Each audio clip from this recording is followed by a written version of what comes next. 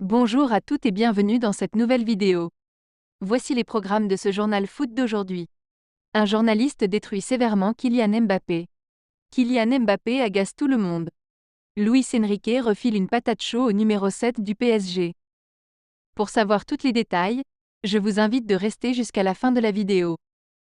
Merci et bon visionnage. On commence.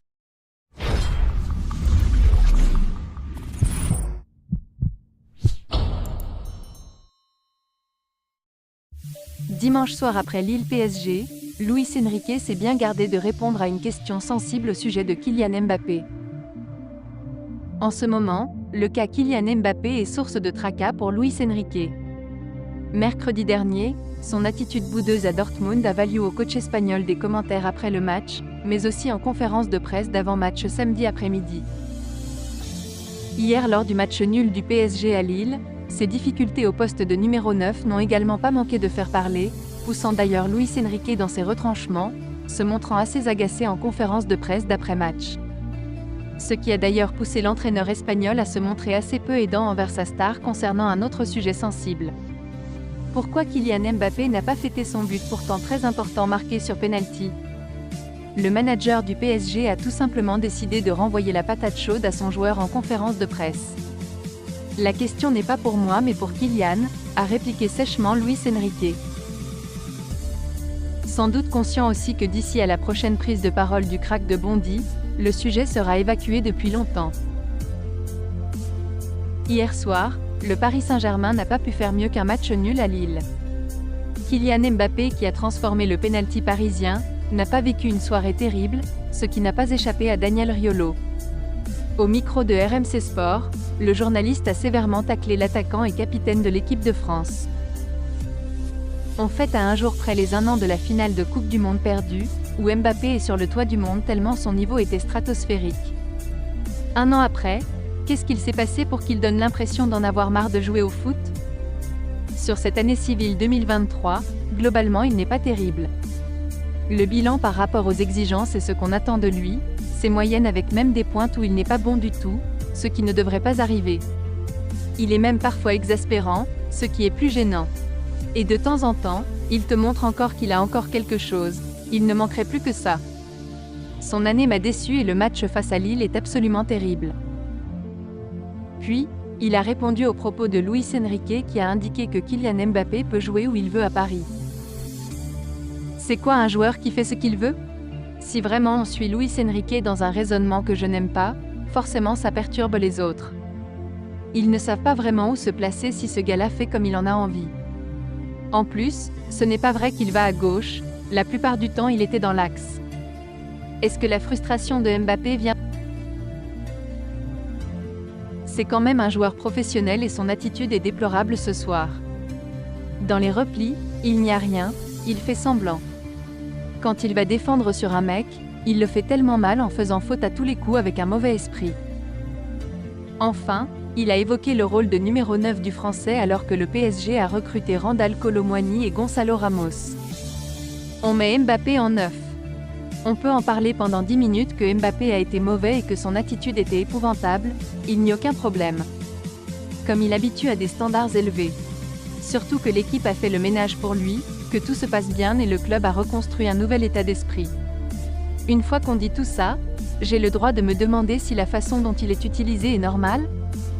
Je n'arrive pas à comprendre qu'il y a plus en plus de gens qui considèrent que c'est un bon 9. Il n'a pas les déplacements d'un 9, il ne prend pas un ballon de la tête, il ne joue pas en première intention. Il n'a pas été formé en 9, pourquoi il le deviendrait?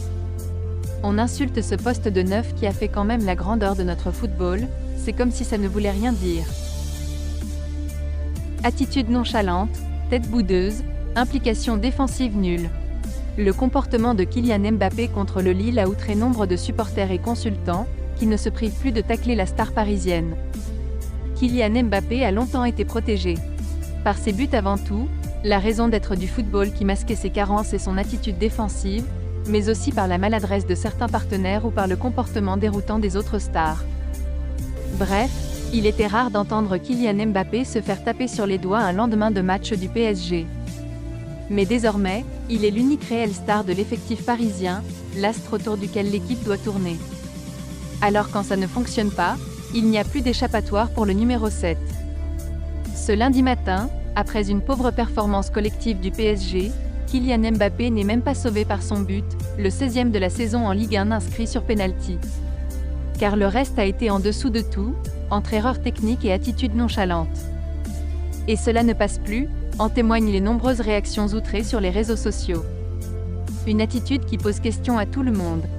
Le bilan par rapport aux exigences et ce qu'on attend de lui, ses moyennes avec même des pointes où il n'est pas bon du tout, ce qui ne devrait pas arriver.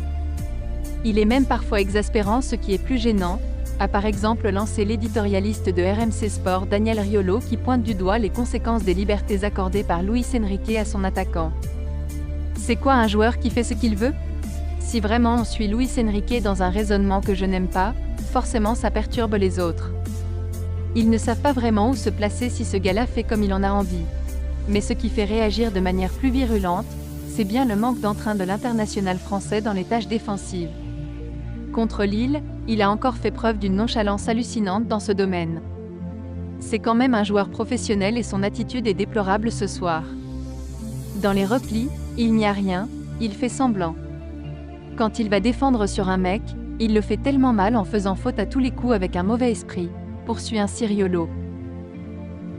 Il est donc désormais de bon ton de tacler le peu d'investissement défensif de Mbappé, mais cela fait bien longtemps qu'il agit de la sorte, sans que personne ne le remette en cause. C'est principalement la responsabilité de ses entraîneurs qui semblent lui accorder un traitement particulier, pourtant incompatible avec le football moderne. Salah à Liverpool, Kane au Bayern Munich, Haaland à Manchester City, et tous les autres ne sont pas avares en efforts défensifs. Mais n'est-ce pas déjà trop tard pour Kylian Mbappé?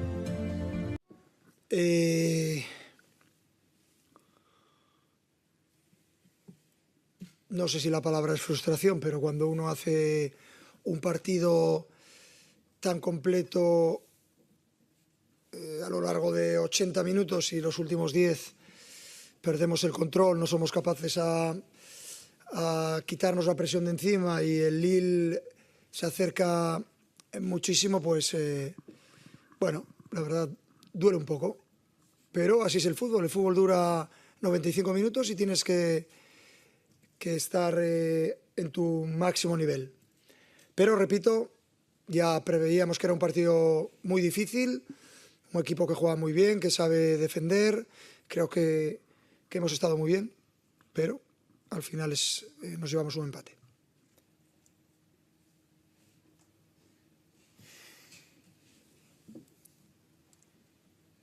La segunda pregunta es para él, no para mí, y la primera, la única diferencia, lo repetiré 100 veces, 1.000.000 de veces, no tengo ningún problema, la única diferencia en el posicionamiento de Kylian es si le acompaña a alguien por dentro o a alguien por fuera. Nada más. Él tiene total libertad. Desde el primer día que hemos llegado aquí ha sido siempre lo mismo. Si vosotros creéis que por preguntármelo 100 millones de veces voy a contestar algo diferente, no, porque como no es verdad, no lo voy a contestar así. Esa es la única différence. La seconde pregunta no es para mí. Compliqué.